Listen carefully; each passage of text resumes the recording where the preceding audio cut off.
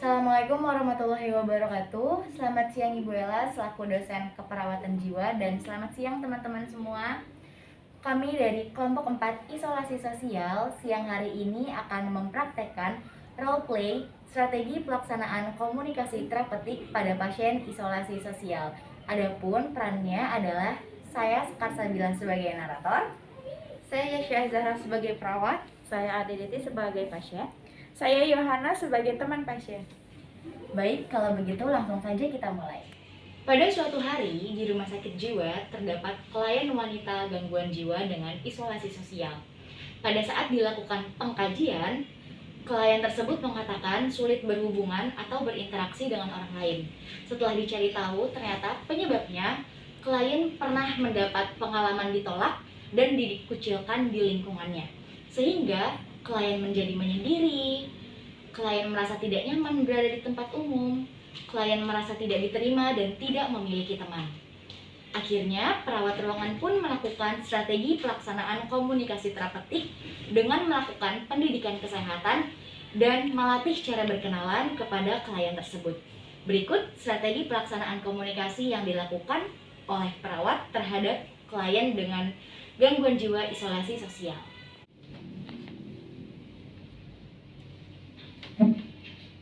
Selamat pagi Ibu. Pagi suster. Perkenalkan, saya perawat Yasya yang akan merawat Ibu dari jam 7 pagi sampai jam 2 siang nanti ya Bu. Boleh saya lihat gelar identitasnya Ibu? Ibu namanya siapa? Adedeti sus. Senangnya dipanggil apa Ibu? Dipanggil Deti. Baik. Ibu Deti, gimana kabarnya hari ini? Apakah Ibu masih suka menyendiri dan merasa kesepian? Masih suster. Masih. Lalu apa yang Ibu lakukan ketika Ibu merasa kesepian? Paling biasanya saya nonton TV aja suster. Oh, nonton TV aja ya Bu ya. Baik Ibu, jadi pertemuan kita hari ini kita akan membahas tentang apa itu isolasi sosial, keuntungan dan kerugian dari memiliki teman, serta nanti kita akan latihan cara berkenalan ya Bu. Tujuannya supaya Ibu mampu berinteraksi dengan orang lain. Untuk waktunya kurang lebih 15 menit, tempatnya di sini saja. Apakah Ibu setuju? Setuju suster. Baik Ibu. Nah Ibu, saya mau tahu nih, sebelumnya Ibu tahu nggak isolasi sosial itu apa? Enggak suster. Belum tahu ya Bu, saya jelaskan ya Bu. Jadi, isolasi sosial adalah kesendirian yang dialami oleh individu karena menganggap orang lain itu sebagai ancaman. Nah, tanda dan gejala dari pasien isolasi sosial antara lain biasanya seseorang suka menyendiri, lalu merasa kesepian, menolak saat diajak berinteraksi, merasa tidak nyaman saat di tempat umum, dan dia suka menarik diri dari lingkungan sekitar. Nah, adapun penyebabnya biasanya seseorang memiliki pengalaman ditolak, dikucilkan, dan dihina dari lingkungan. Lalu juga dia tidak mampu membangun hubungan dengan orang lain. Nah, dari penyebab yang saya sebutkan, kira-kira penyebab apa yang membuat Ibu merasa kesepian dan suka menyendiri? Dulu saya di lingkungan saya suka dikucilkan sus, karena saya suka gagap kalau berbicara sama orang lain. Begitu. Ibu berarti dibully sama tetangga Ibu? Iya sus, dulu waktu zaman sekolah saya juga dibully gitu sus, karena gagap. Oh begitu Ibu. Nah, ketika Ibu dibully, apa yang Ibu lakukan? Paling saya diem aja sus. Diam aja ya Bu. Jadi menyendirikah Ibu? Iya sus, saya jadi merasa malu, jadi minder gitu sus. Jadi ya udah saya narik diri sendiri gitu. Oh begitu. Baik, kita lanjutkan ya Bu. Nah, sekarang saya mau tahu nih, menurut Ibu keuntungan dari memiliki teman itu apa sih Bu? Saya nggak tahu suster. Saya tahu. Baik, saya jelaskan ya Bu. Jadi keuntungan dari memiliki teman, kita jadi punya teman ngobrol, tempat bercerita, lalu kita jadi tidak merasa kesepian. Nah, teman juga dapat jadi support sistem terbaik kita pada diri kita sendiri. Nah, lalu menurut Ibu, apa sih kerugian dari kita tidak memiliki teman? Kesepian suster. Betul Ibu. Kalau kita tidak punya teman, kita tentunya merasa kesepian ya Bu. Lalu tidak punya tempat bercerita dan tidak punya teman ngobrol. Nah, sekarang kita akan latihan cara berkenalan ya Bu. Cara berkenalan ini dapat Ibu lakukan ketika Ibu bertemu orang baru maupun bertemu dengan orang yang Ibu mau kenal.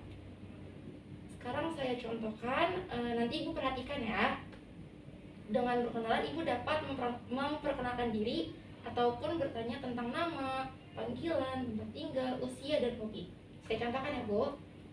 Halo, Perkenalkan, saya Yasya Zahra, biasa dipanggil Yasya. Hobi saya membaca buku. Saya tinggal di Bogor, usia saya 20 tahun. Ibu namanya siapa? Ade Deti. Ibu senangnya dipanggil apa? Dipanggil Deti. Deti.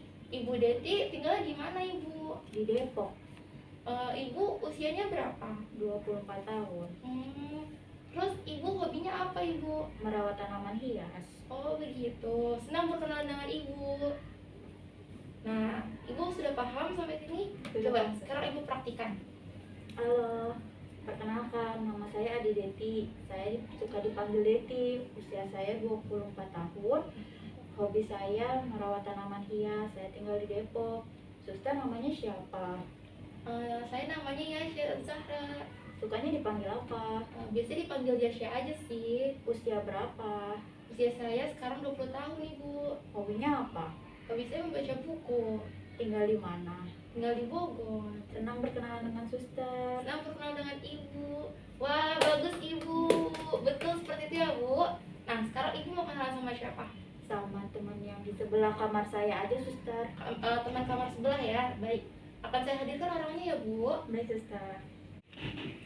Perawat pun memanggil klien kamar 302 yaitu Ibu Yohana untuk datang ke kamar Ibu Deti untuk melakukan perkenalan, dan Ibu Yohana pun setuju. Ibu bisa duduk sebelah sini. Nah Ibu Deti ini orangnya, bisa saling sapa dulu. Halo. Halo. Sekarang coba Ibu praktikkan kembali cara berkenalan yang tadi sudah kita latih. Halo, perkenalkan, nama saya Ade Deti. Saya sukanya dipanggil Deti. Usia saya 24 tahun. Saya tinggal di Depok. Hobi saya merawat tanaman hias. Kalau kamu siapa namanya? Nama aku Yohana Sitangga. Sukanya dipanggil apa? Yohana, Usianya berapa? 21 tahun, Yohana tinggal di mana? di Tangerang. Hobinya apa? Bernyanyi. Senang berkenalan dengan Yohana. Senang juga berkenalan dengan Deti. Wah hebat Ibu, bagus. Ibu pintar.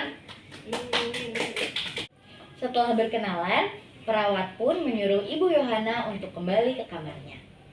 Nah Ibu Yohana sekarang sudah bisa kembali ke kamarnya ya Bu ya. Baik, suster. Dadah, Deti. Yohana.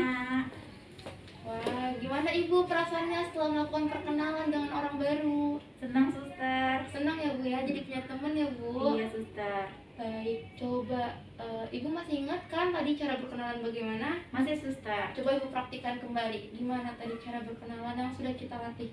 Halo, nama saya Ade Deti. Saya senang dipanggil Deti. Usia saya 24 tahun. Hobi saya merawat tanaman hias. Saya tinggal di Depok. Wah bagus Ibu, Ibu hebat, pinter Ibu ya. Nah Ibu ketika Ibu bertemu orang baru maupun Ibu ingin mengenal orang yang Ibu mau kenal, Ibu dapat melakukan perkenalan ini ya Bu ya. Nah kira-kira setelah ini Ibu mau kenalan sama siapa? Saya mau kenalan sama kamar 301, suster. Oh baik Ibu. Intinya Ibu dapat berkenalan dengan orang 1-2 orang ya Bu ya. Nah, untuk pertemuan hari ini sampai di sini. Untuk pertemuan besok kita akan melakukan kegiatan sambil mengobrol dengan teman yang Ibu sudah kenal. Nah, kira-kira besok Ibu mau melakukan apa Ibu? Saya mau menyapu aja, suster. Mau menyapu saja ya. Nah, kegiatan ini dilakukan supaya Ibu mampu bersosialisasi dengan orang lain. Untuk waktunya besok Ibu mau jam berapa? Jam 10 pagi, suster. Tempatnya? Di halaman depan aja. Baik, besok jam 10 di halaman depan ya Bu ya. Kalau begitu saya permisi dulu Ibu, selamat beristirahat. Terima kasih, suster. Baiklah, itu tadi roleplay strategi pelaksanaan komunikasi terapeutik pada pasien dengan isolasi sosial yang ditampilkan dari kelompok 4. Kurang dan lebihnya mohon maaf. Kami dari kelompok 4 mengucapkan terima kasih.